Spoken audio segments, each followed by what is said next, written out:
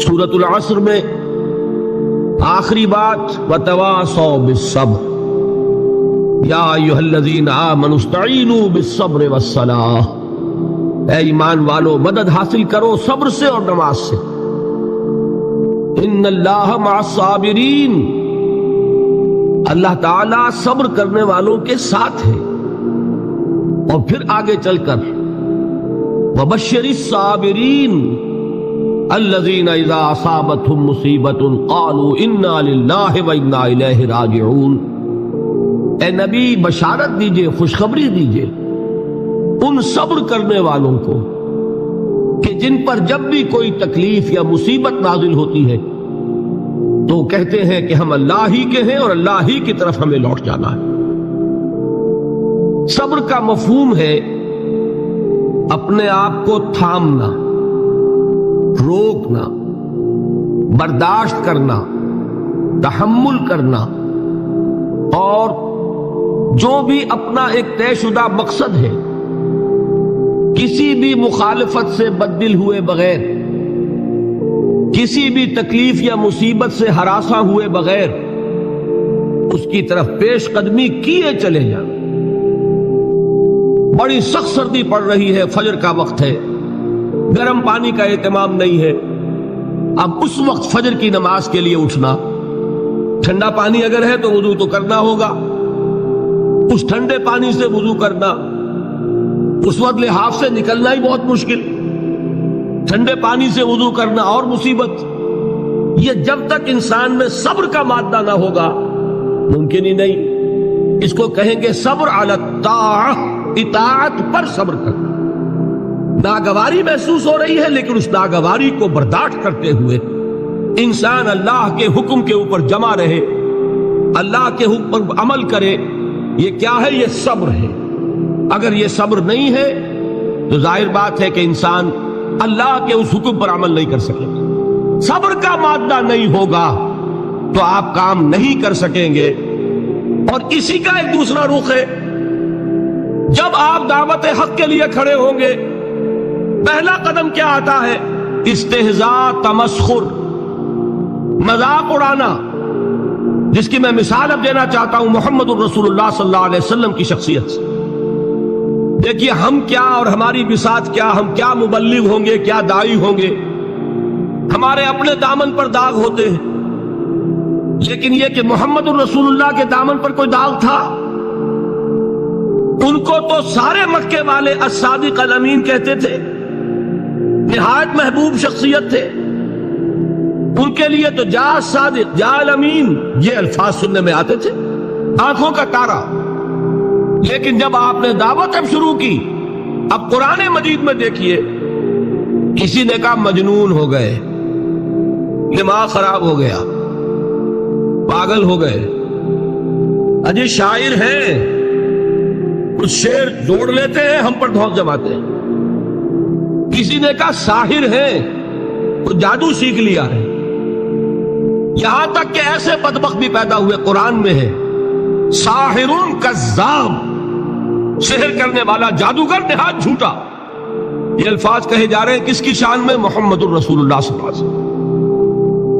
قرآن میں نقل کیا گیا یا ایھا الذی نزل علیہ الذکر انک لمجنون. کبھی آپ نے اس کا ترجمہ سوچا؟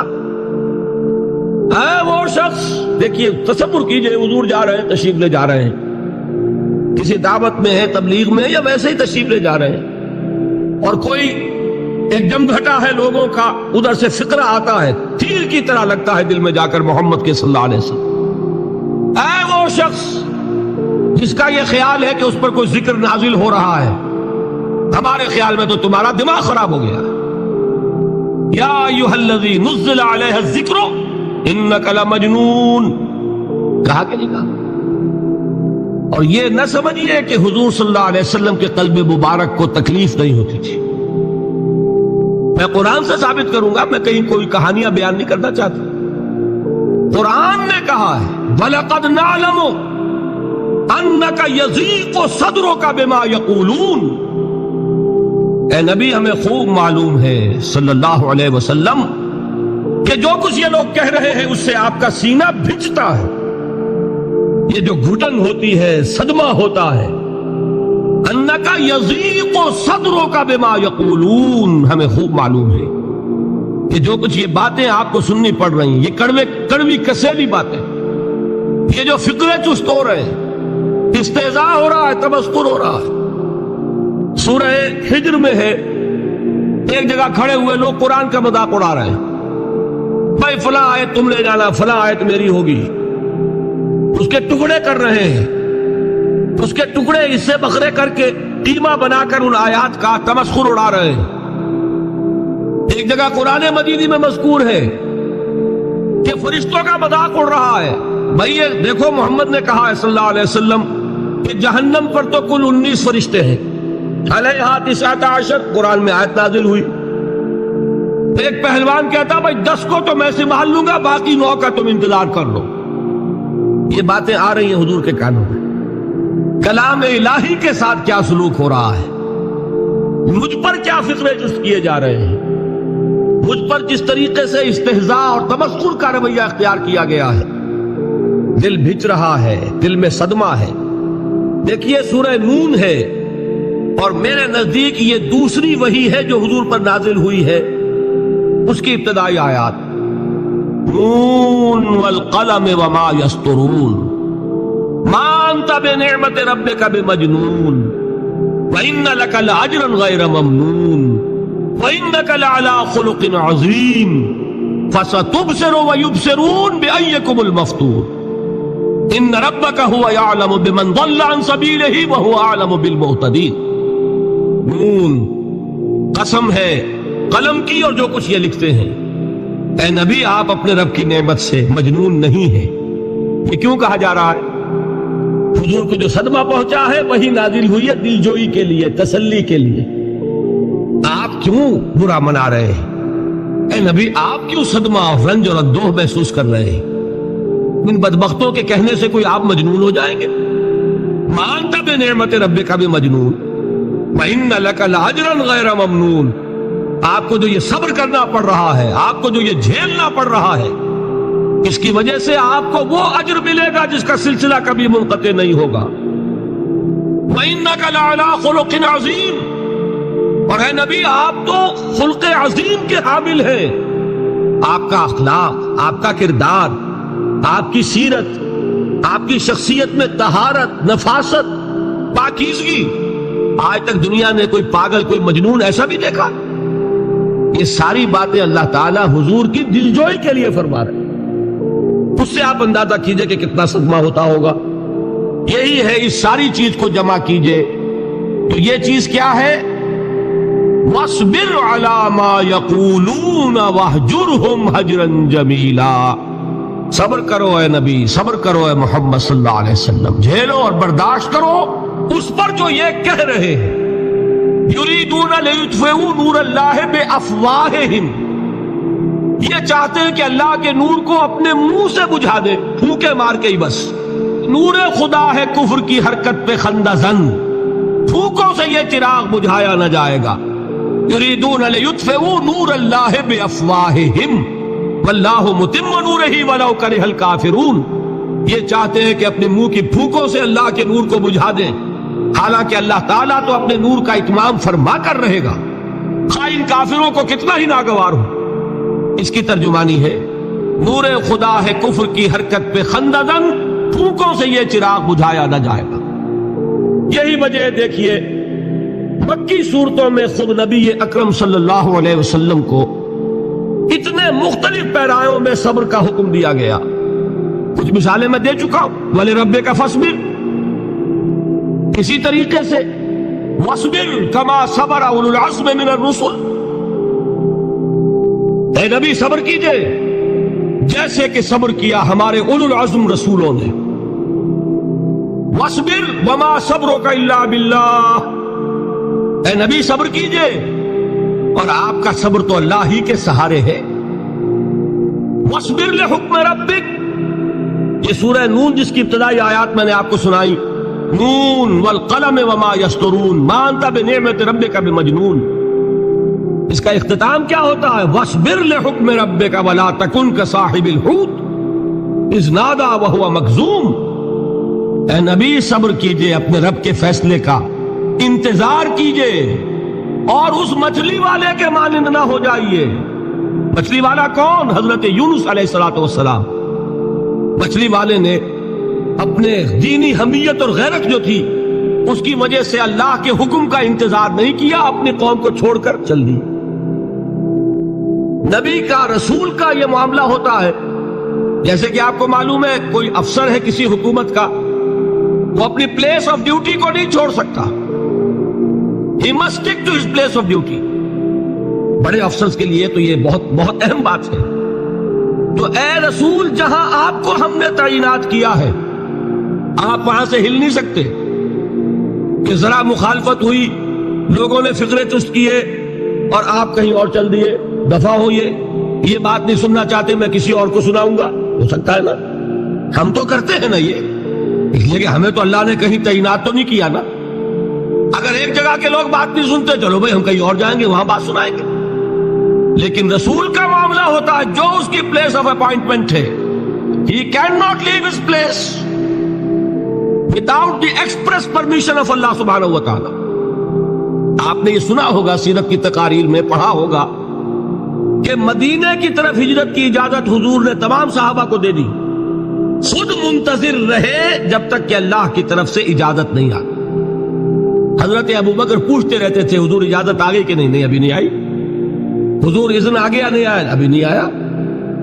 حبشہ کی طرف سب کو بھیج دیا، اجازت دے دی جو جانا چاہے چلا جائے۔ حضور کی صاحبزادی جو حضرت عثمان کے نکاح میں تھی وہ بھی ہجرت کر رہی، لیکن حضور تو نہیں گئے۔ رسول نہیں چھوڑ سکتا اپنی جگہ کو، یہاں تک کہ تمام تقریباً صحابہ چلے گئے، حضور رہ گئے، حضرت ابو بکر رہ گئے، حضرت علی رہ گئے، اور حضرت ابو بکر پوچھ رہے ہیں بار بار اجازت آئی یا نہیں؟ نہیں ابھی نہیں آئی۔ حضرت عائشہ نے واقعہ بیان کیا کہ ایک روز اچانک دوپہر کے وقت ہم نے دیکھا کہ حضور نے اپنے پورے جسم کو ڈھانپا ہوا ہے، چہرے کو بھی کپڑے میں ڈھانکا ہوا ہے اور تشریف لا رہے ہیں۔ یہ اس میں تعجب کی بات یہ کہ عرب میں آج بھی آپ کو معلوم ہے کہ یہ چیز جو ہے ان کی روایات کے خلاف ہے کہ دوپہر کے وقت کوئی کسی سے ملنے جائے۔ یہ وقت جو ہے قیلولے کا ہے، آرام کا ہے۔ تو ٹھیک دوپہر کے وقت تشریف لائے حضور، آپ نے آ کے حضرت ابو بکر سے فرمایا کہ اجازت آ گئی ہے۔ حضرت ابو بکر نے بہت خوش ہو کر ایک بات کہی، حضور میں نے 2 اونٹنیاں تیار کی ہوئی ہیں۔ یعنی اب آپ وہ تو سوچتے تھے نا شاباش ملے گی، کہ میں نے تیاری کی ہوئی ہے، میں نے 2 اونٹنیوں کو خوب کھلا پلا کے فربا کیا ہوا ہے، بڑی توانا ہے تاکہ ہم تیزی کے ساتھ سفر کر سکیں۔ حضور نے توقف کیا، فرمایا ہاں ٹھیک ہے، 1 اونٹنی میں استعمال کروں گا لیکن میں اس کی قیمت ادا کروں گا۔ حضرت ابو بکر کی آنکھوں میں آنسو آ گئے، روتے ہوئے کہا حضور مجھ سے یہ مغایرت، کیا یہ جان اور مال کسی اور کے لیے ہے؟ آپ مجھ سے بھی کہہ رہے ہیں میری اونٹنی جو ہے وہ بھی بلا معاوضہ آپ قبول نہیں فرما رہے۔ یہ ہے محمد الرسول اللہ کی غیرت اور حمیت کا۔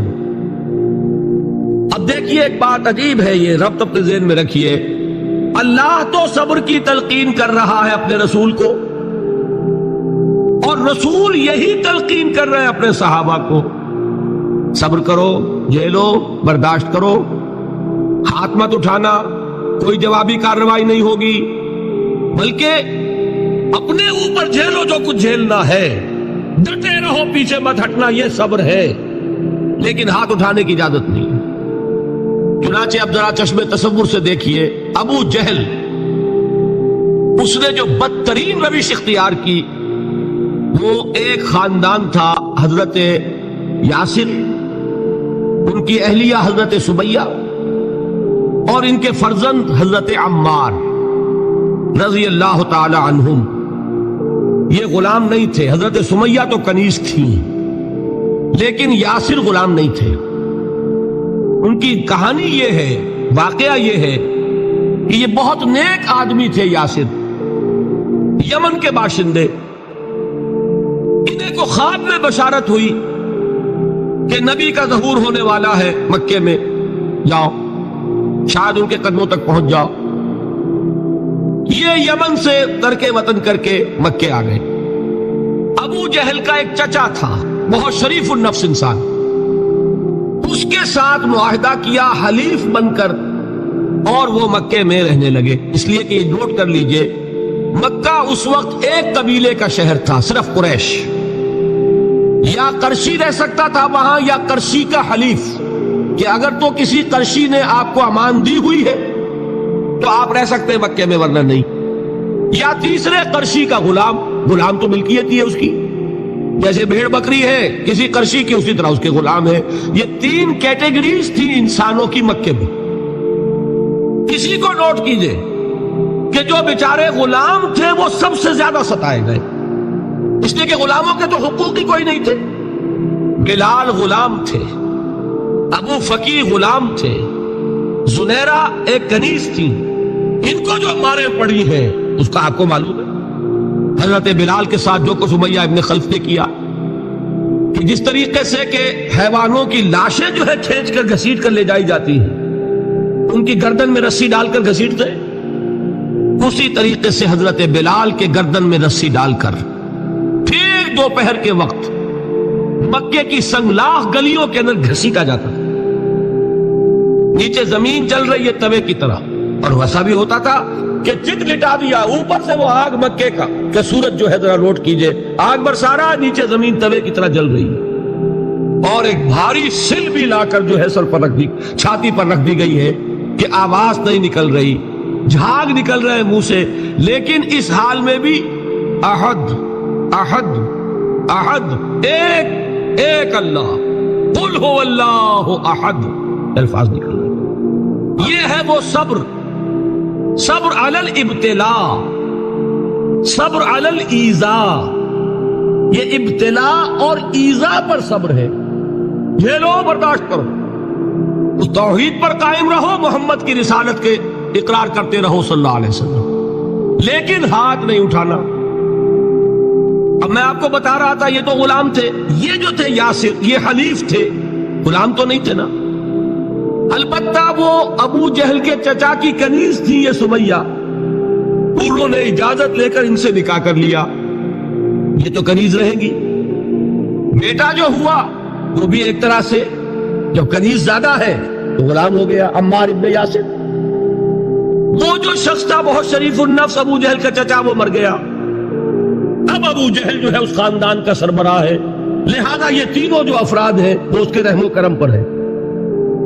یاسر کو بھی پروٹیکشن اگر ہے تو ابو جہل کی ہے، ابو جہل جو چاہے کرے، اور سمیہ تو کنیز ہے ہی، اس کا تو کوئی حق ہے ہی نہیں، جو چاہے کرے، اور عمار ان دونوں کا بیٹا ہے، لہذا بدترین معاملہ کیا ابو جہل نے ان تین افراد کے ساتھ۔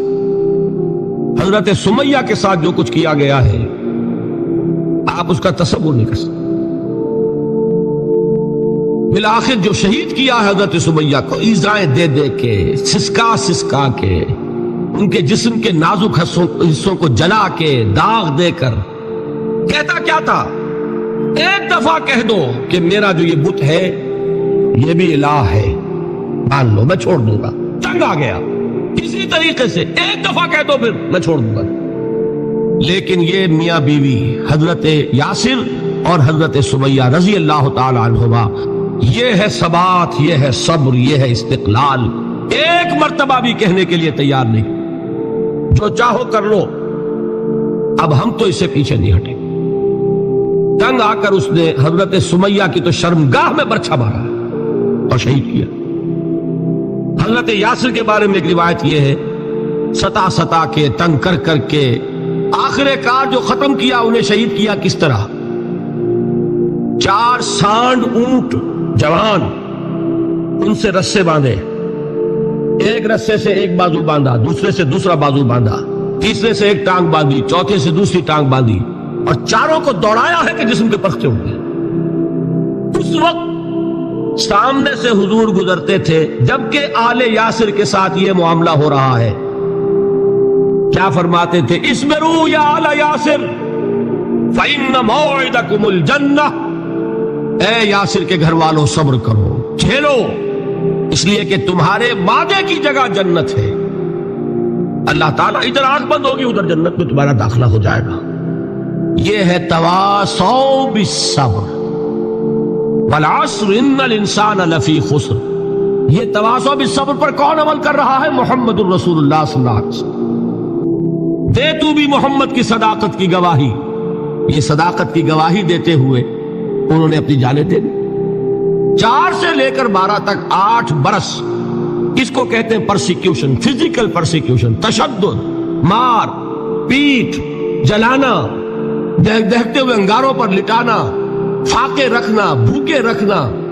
ان کو ڈال دی گئی زنجیریں، گھروں میں بند کر دیا گیا نوجوانوں کو. حضرت عثمان کو چچا نے ان کے ایک چٹائی کے اندر لپیٹا اور دھونی دے دی. دم گھٹ رہا ہے، جان نکل رہی. حضرت مصعب بن عمیر رضی اللہ تعالی عنہ، وہ نوجوان 200 درہم کا جوڑا ان کا سل کر آتا تھا شام سے تیار ہو کر، لباس معطر ہوتا تھا، جدھر سے نکل گیا پوری گلی جو ہے وہ معطر ہو گئی، انگلیاں اٹھ رہی ہیں، وہ جا رہا ہے مصعب، یہ خوشبو اس کی ہے. اس مصعب کے ساتھ کیا سلوک کیا؟ باپ تو مر چکا تھا، ماں نے پالا تھا، دولت بہت چھوڑ کر گیا تھا باپ، لہذا ماں نے بڑے ناز و نام میں پالا، بڑے لاڈ پیار میں. 200 درہم کا جوڑا تیار ہو رہا. لیکن یہ کہ آپ کو معلوم ہے عرب کے اس معاشرے میں عورت کی کوئی حیثیت نہیں تھی، ماں کا اختیار نہیں تھا. چچا تھا سربراہ خاندان کا. چچا نے کہا مصعب اگر تم نے اپنے باپ کا دین چھوڑ دیا ہے تو باپ کی دولت پر بھی تمہارا کوئی حق نہیں ہے، نکل جاؤ گھر سے. اس نے یہ سوچا تھا کہ مصعب کے ہوش ٹھکانے آ جائیں گے، دن میں تارے نظر آ جائیں گے، ناز و نام میں پلا ہوا گھر سے نکل کے جائے گا کہاں؟ یہ سارا نشہ جو ہے توحید کا یہ ہرن ہو جائے گا. حضرت مصعب کا جواب بالکل برعکس تھا. اچھا ٹھیک ہے چچا جان، میں گھر چھوڑتا ہوں. وہی بات جو کبھی کہی تھی ابراہیم نے. باپ نے کیا کہا تھا؟ واجرنی ملیہ، جاؤ چلے جاؤ، دفع ہو جاؤ میری نگاہوں سے. حضرت ابراہیم نے کیا جواب دیا تھا؟ سلام علیک ساستغفر لک ربی انہ کان بی حفیہ. اچھا باجان آپ کا حکم یہی ہے تو میں چلتا ہوں، آپ پر سلامتی ہو، میرا رب مجھ پر بڑا مہربان ہے، میں اس سے آپ کے لیے استغفار کروں گا. چل دی. یہی جو ہے حضرت ابراہیمی کی نسل ہے نا قریش. آج ابراہیم کے ایک بیٹے کے ساتھ وہی معاملہ ہو رہا ہے مصعب کے ساتھ، اور مصعب چلنے کے لیے تیار ہو گئے. چچا نے سوچا میں سمجھتا تھا کہ ہوش ٹھکانے آ جائیں گے، یہ تو تیار ہو گیا نکلنے کے لیے. غصے میں آ کے اگلی بات کہی، یہ کپڑے جو پہنے ہوئے تم نے یہ بھی اسی مشرک باپ کی کمائی کے ہیں، اتارو ان کو. وہی کپڑے اتارے، مادر ذات برہنہ گھر سے نکالے گئے. ماں کے پاس پہنچے، ماں نے آنکھوں پر ہاتھ رکھے. مصعب کیا ہوا؟ ماں سے کہتے ہیں کہ ماں میں موحد ہو گیا. اور وہاں سے گئے پھر حضور کی خدمت میں، کپڑے کہیں سے مانگے ہوں گے. یہ مصعب ہیں 200 درہم کا جوڑا پہننے والے. جب حضور پر مدینے کے 12 افراد ایمان لائے تھے، بیعت عقبہ اولیٰ ہوئی، انہوں نے کہا کہ حضور ہمیں کوئی شخص اپنا ایسا شاگرد دیجئے جو ہمیں قرآن پڑھا سکے. حضور نے حکم دیا مصعب جاؤ، اب مدینے جاؤ، یثرب جاؤ، یثرب والوں کو قرآن پڑھاؤ، انہیں تبلیغ کرو. مصعب گئے ہیں وہاں، 1 سال کی کمائی 75 افراد لا کر حضور کے جھولی میں اگلے سال ڈال دیے کہ حضور یہ میری 1 سال کی کمائی ہے. 72 مرد 3 عورتیں. بہرحال وہ مصعب بن عمیر ہیں جو غزوہ احد میں شہید ہوئے، اور جب شہید ہوئے تو ان کے جسم پر صرف ایک چادر تھی. یہی چیزیں ہیں اصل میں کہ جو ہمارے دلوں کو منور کرنے والی ہیں نور ایمان سے. وہ علم بردار تھے غزوہ احد میں، جھنڈا مسلمانوں کا ان کے پاس تھا. ایک ہاتھ پر ایک شانے پر وار پڑا، ہاتھ کٹ گیا، دوسرے سے تھاما، دوسرے پہ کٹ گیا، اب دونوں حصوں کے بچے ہوئے ٹکڑوں سے جھنڈے کو تھاما، گرنے نہیں دیا، یہاں تک کہ شہید ہو گئے. گرے ہیں تو جھنڈا گرا ہے. شکل میں حضور سے بہت مشابہ تھے. خبر اڑ گئی کہ محمد شہید ہو گئے صلی اللہ علیہ وسلم. یہ مصعب بن عمیر کا واقعہ ہے. جب ان کو اب دفن کرنے کا وقت آیا، اور شہید کے لیے کفن جو ہے اس کا وہی لباس ہوتا ہے جو شہادت کے وقت ہے. حضور کے سامنے ایک پرابلم پیش کیا گیا. حضور مصعب کے جسم پر تو ایک چادر تھی، اور وہ چادر بھی اتنی چھوٹی ہے، یعنی 2 گز کی چادر بھی نہیں ہے. اس سے اگر سر ڈھانپتے ہیں مصعب کا تو پیر کھل جاتے ہیں، پیر ڈھانپتے ہیں تو سر کھلتا ہے. کیا کریں؟ حضور نے فرمایا سر ڈھانپ دو چادر سے، اور پیروں پر گھاس ڈال دو. یہ آخری لباس ہے جو محمد کے اس دیوانے کو اس دنیا سے رخصت ہوتے ہوئے ملا ہے، جس کا 200 درہم کا جوڑا چلتا تھا. یہ ہے صبر. برداشت کیا کہ نہیں کیا؟ یہ خباب بن الارت پیشے کے لحاظ سے لوہار تھے. سوچئے ایک زندہ انسان کو دہتے ہوئے انگاروں پر لٹایا جا رہا ہے. ان انگاروں سے کھال جلی، کمر کی چربی پگھلی، اس پگھلنے والی چربی سے وہ انگارے ٹھنڈے پڑے. یہ سب کچھ جھیل رہا ایک شخص. سوچنے والوں نے سوچا نہیں ہوگا کیا جرم تھا ان کا؟ تو بڑا شریف آدمی ہے، بہت اچھا کاریگر ہے، وقت پر کام دیتا ہے، مناسب اجرت لیتا ہے. یہ کیا ہوا؟ یہ کوئی جرم نہیں. جرم صرف ایک ہے، ایک اللہ کو مانتا ہے اور محمد کے دامن سے وابستہ ہے. صلی اللہ علیہ وسلم. فاستعینوا بالصبر والصلاۃ. مدد حاصل کرو کس سے؟ صبر سے اور نماز سے. ان اللہ مع الصابرین. جان لو کہ اللہ تعالیٰ صبر کرنے والوں کے ساتھ. ولا تقولوا لمن يقتل في سبيل الله اموات. اور ہرگز نہ کہو اسے جو اللہ کی راہ میں قتل ہو جائے کہ وہ مردہ ہے. بل احیاء ولکن لا تشعرون. نہیں، وہ زندہ ہے لیکن تمہیں ان کا شعور نہیں ہے. اور سنیے اب یہ آیت اہم ترین ہے صبر کے موضوع پر. وَلَنَبْلُوَنَّكُمْ بِشَيْءٍ مِّنَ الْخَوْفِ وَالْجُوعِ وَنَقْصٍ مِّنَ الْأَمْوَالِ وَالْأَنفُسِ وَالثَّمَرَاتِ وَبَشِّرِ الصَّابِرِينَ. اور دیکھو ہم تمہیں آزمائیں گے. وَلَنَبْلُوَنَّكُمْ، ہم لازماً آزمائیں گے تمہیں. بِشَيْءٍ مِّنَ الْخَوْفِ، خوف کی کیفیت طاری کر کے، والجوع، بھوک، فقر اور فاقہ، ونقص من الاموال، مالی نقصان، والانفس، جانی نقصان، والثمرات، اور ثمرات، پھلوں اور میووں کا نقصان. میرے نزدیک یہاں پر ثمرات کا مفہوم ایک اور بھی ہے. ایک تو صاف تھا کھجور کی فصل تیار ہے، غزوہ تبوک جانے کا حکم مل گیا، کون اتارے گا؟ اور کھجور وقت پر اتری نہیں، برباد ہو جائے. یہ ہو رہا ہے نا میووں کا نقصان. اور میرے نزدیک یہاں یہ بھی ہے، بسا اوقات بہت سی محنتوں کا نتیجہ انسان دیکھتا ہے کہ ضائع چلا گیا. میں نے 10 سال محنت کی، حاصل کوئی نہیں نکلا. یہ ثمرات کیا ہیں؟ محنتوں کے ثمرات کا ضیاع. کوشش آپ نے کی، قسمت کی خوبی دیکھی ہے، ٹوٹی کہاں کمن، 2-4 ہاتھ جب کے لبے بام رہ گئے. Be prepared. ایک شاعر کے یہ اشعار ہیں، یہ فصل امیدوں کی ہمدم اس بار بھی غارت جائے گی، سب محنت صبحوں شاموں کی اب کے بھی اکارت جائے گی. میرے نزدیک یہ ثمرات کا جو لفظ یہاں آیا ہے، وَنَقْصٍ مِّنَ الْأَمْوَالِ وَالْأَنفُسِ وَالثَّمَرَاتِ، سب محنت صبحوں شاموں کی اب کے بھی اکارت جائے گی. دھرتی کے کونوں کھدروں میں پھر اپنے لہو کی کھاد بھرو، پھر مٹی سینچو اشکوں سے، پھر اگلی رت کی فکر کرو، پھر اگلی رت کی فکر کرو، جب پھر ایک بار اجڑنا ہے.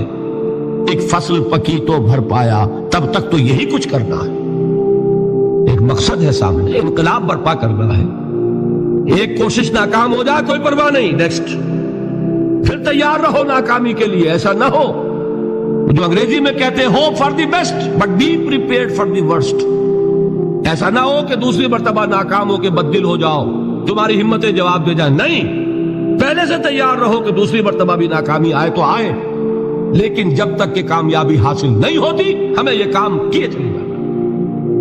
دیکھیے سیرت میں آیا کہ نہیں یہ واقعہ. بدر میں مسلمانوں کو فتح ہوئی تو احد میں زک پہنچی کہ نہیں؟ 70 صحابہ شہید ہوئے کہ نہیں؟ اگر ان کی ہمتیں جواب دے جاتی تو گاڑی کیسے چلتی آگے؟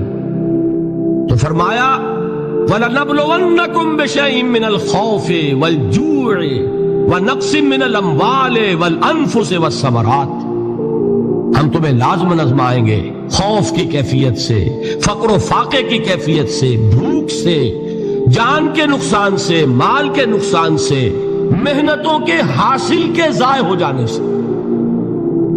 وَبَشِّرِ الصَّابِرِينَ، اور اے نبی بشارت دیجئے صبر کرنے والوں کو۔ الَّذِينَ إِذَا أَصَابَتْهُمْ مُصِيبَةٌ، وہ کہ جب ان پر کوئی تکلیف آئے، کوئی مصیبت آئے، کوئی آزمائش آئے، قَالُوا إِنَّا لِلَّهِ وَإِنَّا إِلَيْهِ رَاجِعُونَ، وہ یہ کہیں کہ ہم اللہ ہی کے ہیں، اللہ ہی کی طرف لوٹ جانا ہے۔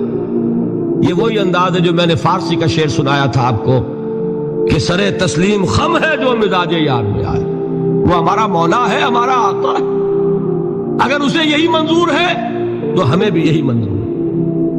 میں نے تسلیم و رضا کی بات کی تھی نا، آپ کو کچھ شعر سنائے تھے، ایک شعر اور سنیے، اور یہ کس کا ہے؟ محمد علی جوہر کا۔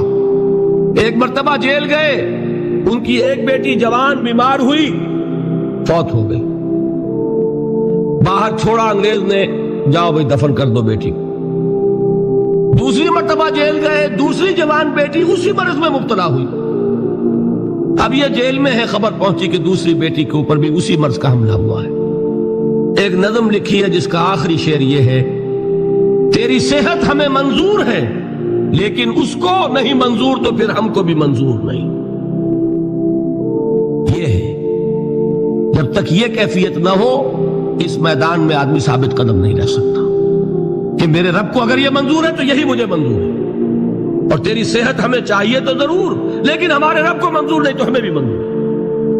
راضی برضائے رب۔ فَبَشِّرِ الصَّابِرِينَ الَّذِينَ إِذَا أَصَابَتْهُمْ مُصِيبَةٌ قَالُوا إِنَّا لِلَّهِ وَإِنَّا إِلَيْهِ رَاجِعُونَ۔ نہ شود نصیب دشمن کے شود ہلاک تیغت، سر دوستہ سلامت کے تو خنجر آزمائی۔